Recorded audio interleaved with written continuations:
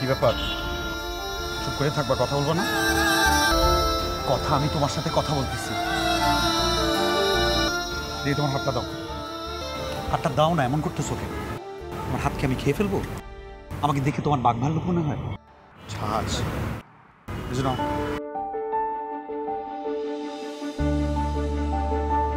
তোমার। ও মাই গড, এটা কি ডায়মন্ডের রিং? তোর কপাল কিন্তু অনেক ভালো। ইয়াশ চৌধুরীর পেছনে তো মেয়েদের লাইন লেগে থাকে, কিন্তু ওর নজর তোর দিকে। কিন্তু আমি তো এরকম লাইফ চাই না। শোন, তোকে একটা কথা বলি, ইয়াশ চৌধুরী কি পরিমাণে যে ডেঞ্জারাস এটা তোর কোনো ধারণাও নেই।